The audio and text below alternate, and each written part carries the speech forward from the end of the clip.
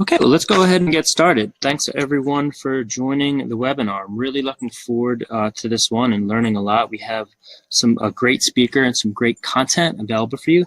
First of all, I'd like to welcome Connie Quach to the webinar. Thanks so much for joining the MarTech Wiz webinar series today. Hi, how are you guys? So, just a few, as we get started, just a few housekeeping items to answer some of the most common questions that may be on your mind. If you just move to the next slide, actually, Connie. This will be recorded. So the webinar is being recorded, and the recording as well as the slides will be made available to all the registrants after the webinar. So we'll have all that taken care of you within about 24 hours or so after the webinar.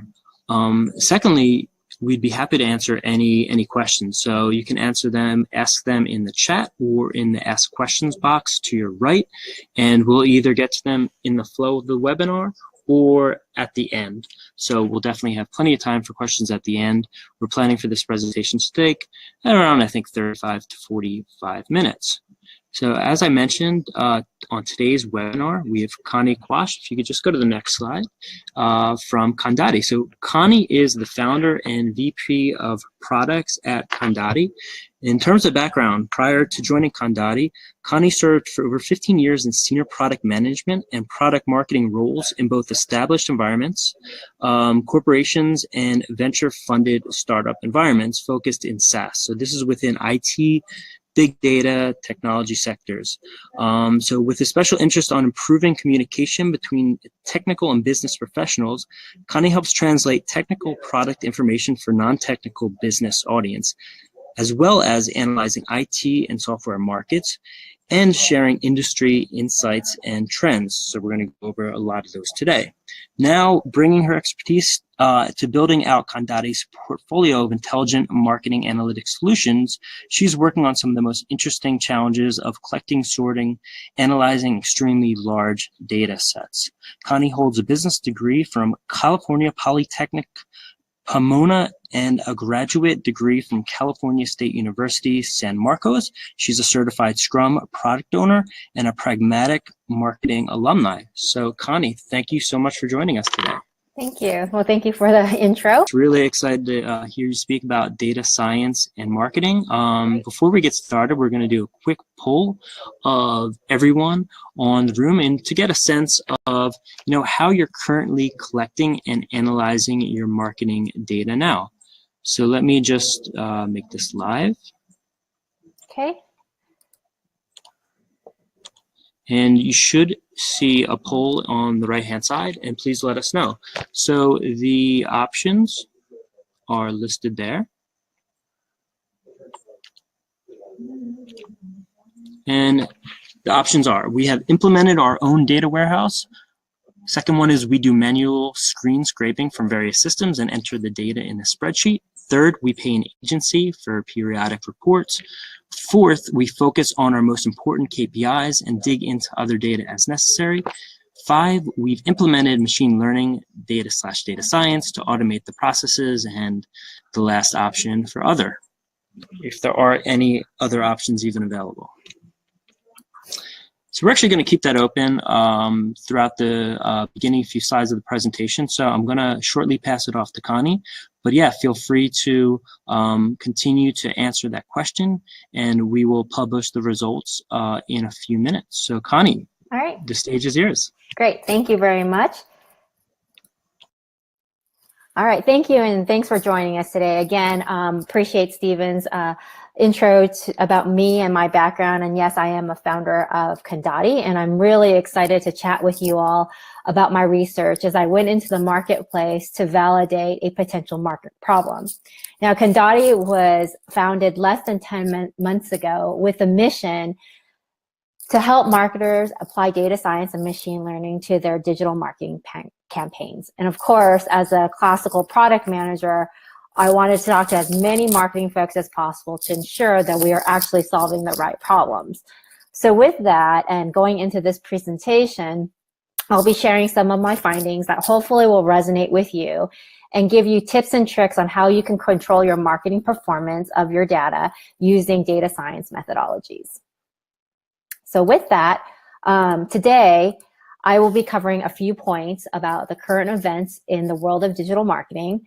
I will go through why is it important to get started now, show you some examples of some game-changing data science business results from other companies that we've worked with, and how you can get started today with data science and machine learning on your marketing activities. But let's just cover the landscape of the MarTech industry. And clearly there is a plethora of choices for you to pick from. In 2011, this is the first year that Scott Brinker's now famous MarTech landscape infographic was introduced. There were about 150 different vendors that was available to a digital marketer. Leading the pack included Salesforce, Marketo, Adobe, and HubSpot. But within the last 8 years, the MarTech landscape has grown and now clearly covers nearly 7,000 different marketing tools and platforms.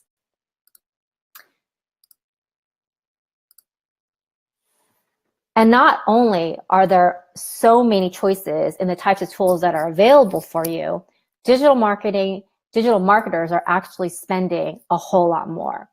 So within the last 20 years, starting around 1998, digital ads was about $0 spent, but within 20 years, it has grown over $230 billion. And within that same time frame, cloud computing also has grown from 0 to 130 billion in 12 years. And now what finally brings us to our conversation today is about MarTech. The industry has started tracking MarTech about 9 years ago. And within the same time frame, we've already spent nearly $40 billion in MarTech technology. Leading the pack includes automation, advertising, and analytics. This crazy growth is just one of the latest manifestations of Moore's Law, which, as you all know, says the amount of information that can be stored in any given amount of chip doubles every 8 to 24 months. Now, in spite of numerous predictions dating as far back as the early 80s that this exponential progression can't continue, it actually does. And of course, Moore's Law keeps going, but the implications for us is that the cost drops about 90% every 3 years. That's why cloud computing is now a viable option. And because you can now do everything you need in big data sets economically in the cloud, collect, store, process, and retrieve, which is very important for us marketers today, that if we want to apply big data science and machine learning into our data sets. And we can see this now recently and dramatically when AWS and Google actually introduced per second cloud-based CPU pricing.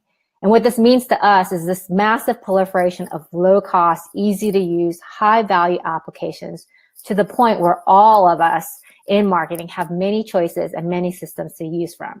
So the net of it all is it's time to keep all of your data so that your organization can actually perform and do machine learning and data science to stay ahead of the competition. But with all of this, data science is finally affordable. What used to be only in academia, algorithms that was invented 100 years ago, and mathematical calculations that was once used for moonshot ideas and only can be used during the Department of Defense, can now be applied to modern day applications like marketing. I mean, even pop culture today is now educating us on the benefits of these algorithms. And for us, it's incredibly relevant for marketers.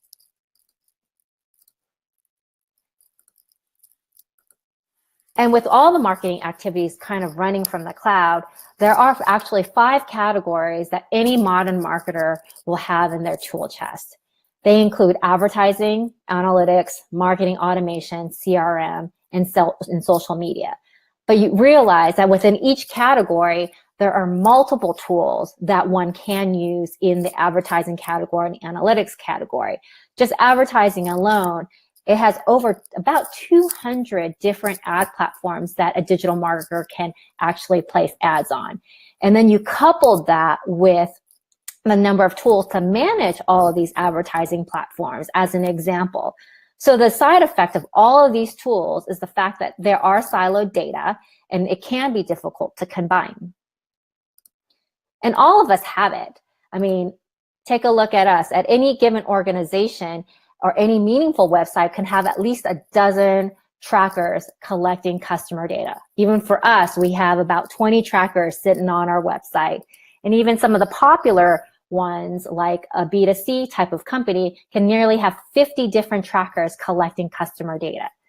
So as you can imagine, things can definitely get overwhelming when it comes to collection of data.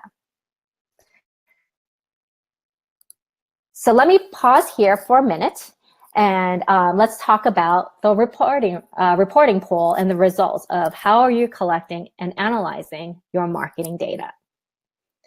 So based on this, Stephen, can you post the poll results?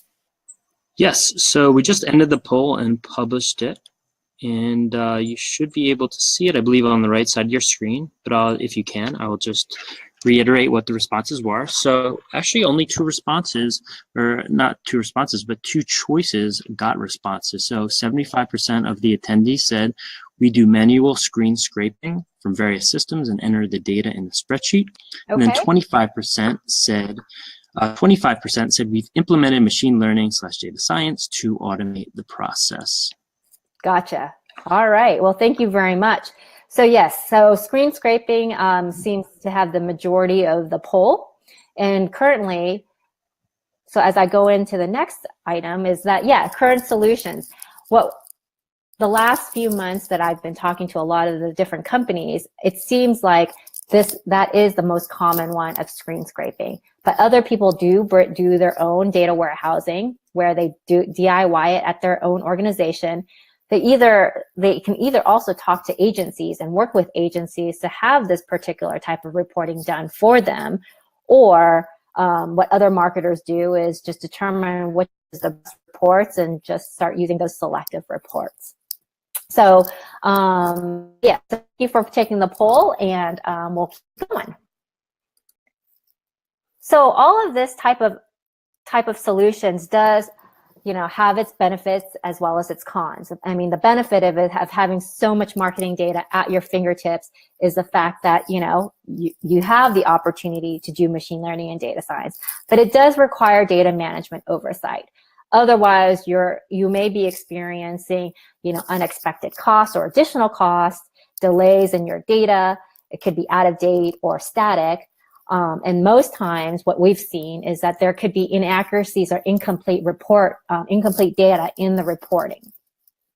The simple situation is the volume of data, the number of systems, and the speed of all these changes have all become too vast for any human being to really cope with. So, thank you, Dr. Moore, but also thank you, Dr. Moore, because this is exactly the kind of problem that data science and machine learning are really good at solving. So while we're at it on this end here, I'd like to push out another poll. So Stephen, if you wouldn't mind, we'd like to understand how frequently do you get updated on the performance of your data? How frequently could you use updated campaign performance data? And lastly, if there's an industry that you're willing to let us know, what industry are you in?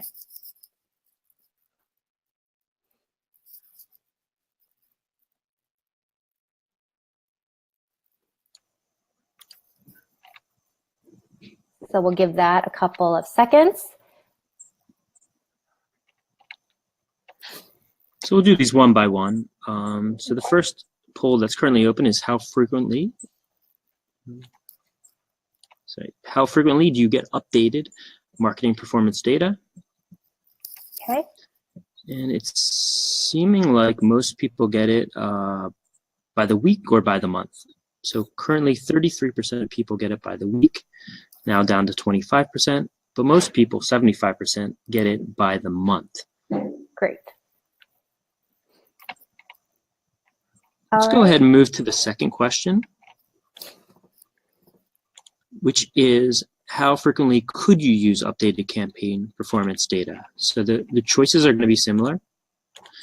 And I just pushed that live. So by the minute, hourly, daily, weekly, monthly, or less often than monthly.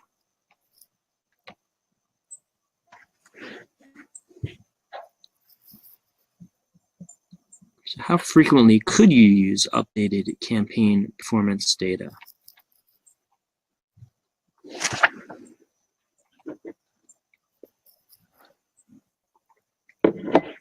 So these results that are coming in seem to be much different from the prior questions. So now, what people would prefer to have ideally is by the minute, by the hour, or by the day. So 25% say by the minute, 25% say hourly, and then 50% say by the day, daily.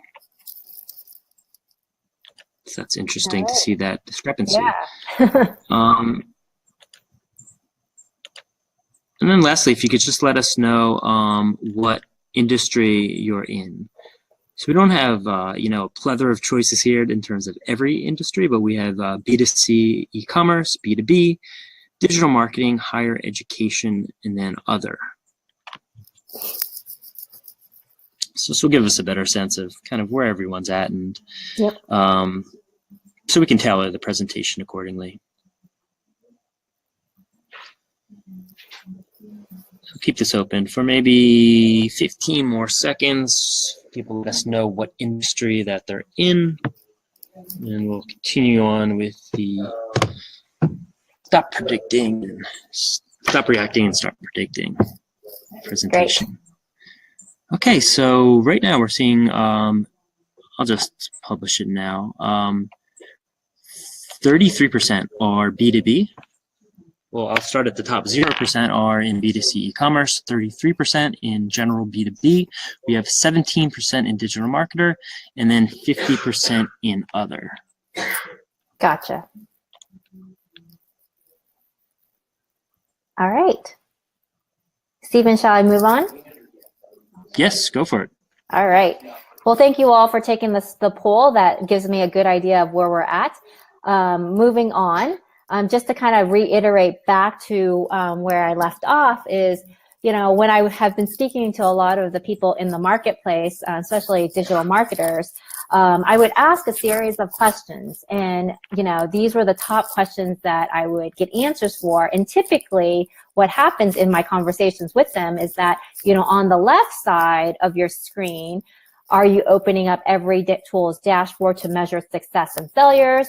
Are you collecting and integrating all of your customers' data for analysis? Are you optimizing your campaigns, or are you applying data science and machine learning to stay ahead of the competition? Most of the time, the answers have been to me,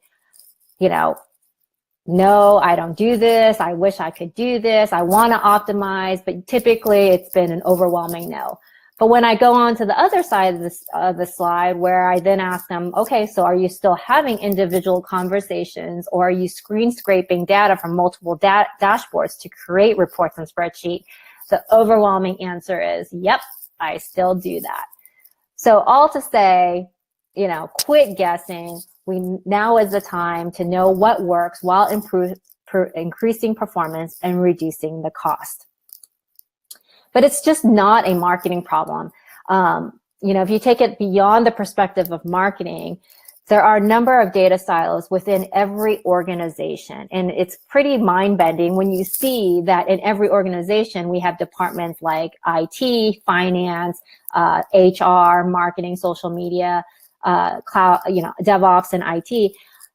They all have their separate set of tools that they use, which means that within every company, data is accumulating in hundreds of places, no matter what vertical you're in,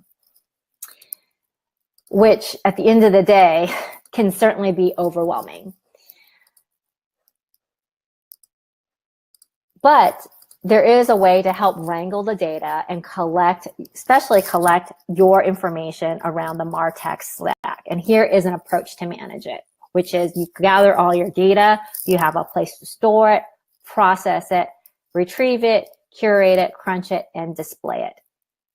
And then once you've actually collected your data, you can actually apply these buzzy data science words around your marketing data sets. So let's go into the meat of the heart of the presentation about data science. And what is it? Well, it's a combination of collecting the data and applying mathematical algorithms that help answer, and in these words, in layman's terms, what actually happened into your marketing campaigns, what will happen if you do something about it, and what should I do? And this all is encompassed around the descriptive, predictive, and prescriptive words of data science. So what does data science actually bring to you as a marketer? Well, it broadens the scope of what is understandable and controllable. I mean, at the end of the day, you've spent so much money on the different types of systems that you're using. You want to get value into all of them and not just some of them. You want to use all of your data and not just some of it. And you do want to reduce your cost by order of magnitude, which again, what I talked about earlier about Moore's Law, the storage and compute costs, the ability to reduce possibly a headcount or reduce and eliminate rote tasks. But at the end of the day, you know, it's the ability to reduce your time from analysis to zero. And if it's all done correctly, the benefits can be certainly a competitive advantage. And some of the competitive advantage can include these 10 different ways. I'm not going to go through every single one of them, but I will give you examples in the next couple of slides of how we actually help some of our customers optimize their messaging, how to determine their demand forecasting, and how to figure out what the right marketing mix looks like. So with that, let's go into, and then of course, you know, what is machine learning and how does it actually learn in the world of data science? Well, you know, at the end of the day, we do have our chief data scientist on our roster to help do all the nitty-gritty stuff. But let's be honest, every sales forecast has ever been made has been wrong or has been close to, you know, has a little bit of error, either by human bias, not enough data, or based on emotions and experience, but not necessarily based on stats. Now, if you could be told with high believability earlier in the year that you were not on track, what would that be worth to you and your business? So with that, let's talk about descriptive. And now descriptive is all about what is going on. What's going on with your campaigns today, what's going on, what happened yesterday or over time, what is your best and worst campaign, what's your return on ad spend across all your different ad platforms and not just one of them, and can you be told at a level that you can actually make decisions on. And so before I head over here, I think Stephen already talked about the poll results of how often you would like to see updated digital marketing performance, and what was the poll results was you want to see it more frequently than once a month. So with that, this is an example of a marketing mix of one of our customers. They wanted to see how they were doing in their Google AdWords spend. We've color-coded it by performance of the tiles and which one was performing best and worst. So let me share with you an example of how it can be used in your organization.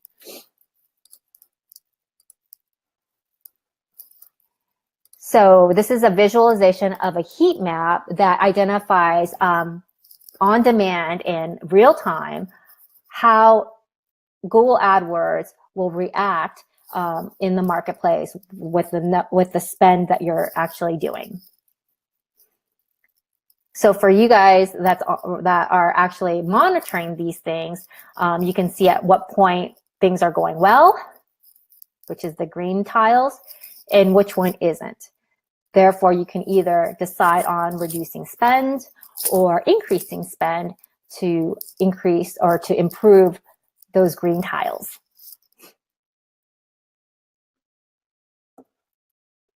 All right, so let me jump back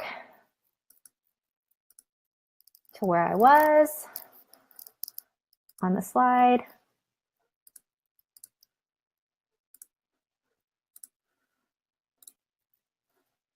All right, So in the next example, I wanted to talk to you about prescriptive. Now, predictive. Predictive is all about questions about what will happen. Do you have credible revenue forecast of your digital marketing plan campaigns or activities? What's the projected value of a holiday sale? And how should you allocate your resources if you have campaign A and campaign B running? So in this example here, we plotted the customer's data since 2013. And with the historical data, we were able to build out their range of normal. And in this case, their range of normal is that blue confidence band that you see behind the black dots. The black dots actually represent the revenue that happened every single day. So if you could imagine, if the black dots fall outside of the blue range, either below or above, an alert would show up to the marketer. In the cases where the campaign can begin and then something goes bad, i.e. falling below, these confidence bands, you can quickly get an alert and then turn off your ad spend and actually investigate the issue versus waiting a month later to figure out what actually happened during this period of time. So if the campaign goes south because it was launched too quickly and then the landing page was unable to process the traffic, you can avoid people leaving the site. So this will actually help figure out what is going on and also be able to predict if things are going right or wrong. So in this case, we were able to predict using a couple of years of data what it would look like going into 2018. And my last example here is about prescriptive. Now, a prescriptive is all about how you can change the future. How do I improve my ROI based on my campaigns? How do I make smarter ad buys? And how should I allocate resources across my digital marketing campaign? So for this example, we had an opportunity to look at data-driven attribution. Now, machine learning can certainly help marketers perform complex what-if analysis, which basically quantifies the effectiveness of different marketing campaigns based on different combinations of what you're doing, in this case, the different touch points. And then if you have this information, you can definitely improve your optimization on your marketing campaigns. So by collecting all of the important marketing data and the historical touch points, a marketer can definitely find patterns and then do prediction models that talk about sales. Sales of your product and then the ability to improve your lead conversion. You can certainly run a number of what-if scenarios and have different types of predictions where now, what we didn't have a few years ago is now possible in the way of attribution that lights up your sales funnel, gives you insights of what is possible. So therefore, giving you a clearer guide of, what marketing programs are actually worth spending money on, which marketing programs may be used to, for seasonality purposes, or you can then figure out turning off different marketing campaigns because you don't want to, spend more money because it's not driving enough leads. Therefore, you can reduce or eliminate what isn't working. So with that, how do you get started in machine learning with your marketing data? Well, I put it into 6 simple steps, but maybe it's not so simple, maybe it is, depending on your organization and your team. But what we like to say is, collect data from every marketing data source, or at least your most important marketing data source. Blend the data into one unified data asset. And then with advanced data science or machine learning algorithms, now you have the ability to analyze, predict, and forecast. Now with that, you can apply anomaly detection, which in this case, having the ability to watch and alert you on every marketing campaign. Now from there, now that you have your information, now you're actually monitoring, your campaigns, you have the ability to then provide information to your organization, either through dashboards or reports or alerts. And finally, you can then optimize using the data that you collected on the performance of your digital marketing campaigns. So with that, I'm going to leave you with some final thoughts before we go into Q&A. But this cartoon is kind of funny, but it kind of isn't. And I know that a lot of us sit in a boardroom or sit in a meeting, and our marketing folks do ask these questions about, was our marketing campaign profitable or not? Well, the question seems to be common, but yet hard to answer at times. But now is the time to take action with your data and hopefully get an answer to that question. So with that, Stephen, I'm gonna send it back to you. Fantastic. So let's jump right into questions. First of all, thank you, Connie. That was a great presentation, and I really learned a lot in terms of what you can do with data science in marketing. And you know, it seems like a lot of people aren't at the point where they need to be, but that gave us a really good some options, especially at the end in terms of how to get started. So as I said, let's jump into the questions. And if you do have questions, there's still time to post them. You can post them in the chat or the Q&A to the right. But the first question we have is this. Someone asks, can't we get most or all of this out of Google Analytics or any other of the analytics platforms? You can get, yes, you can get some of the information, but not all of it. And one of the challenges that I've seen in the marketplace or heard from from the people out there that are avid Google Analytics users is that there are challenges around the navigation of that particular UI. It is an older product, so you know, if you're not a GA Google Analytics expert, there may be a little bit of digging to figure out what's going on. But the other aspect of it is that GA, Google Analytics, doesn't necessarily track all of the revenue data or the cost data applied to your marketing campaigns. And finally, it's the machine learning aspect. The items and the visualizations and examples that I showed earlier in the presentation, we were using all of the GA data to produce those prediction models, which Google Analytics does not, and most analytic platforms do not have that feature. Just a follow-up. I'm doing a project right now with Google AdWords. So Google AdWords, of course, uses machine learning itself. So in terms of automated bid strategies and things like that. Mm-hmm. So how does that work when you have Google AdWords or other platforms? Everyone is going to have their own machine learning kind of algorithms eventually. How do those work alongside conDati's machine learning algorithms? Do they kind of play with each other, or does it override what currently is going on in the more proprietary algorithms that are in those other MarTech tools? Yeah, that's a great question. And what I would say there is certainly every product has its own way of doing things.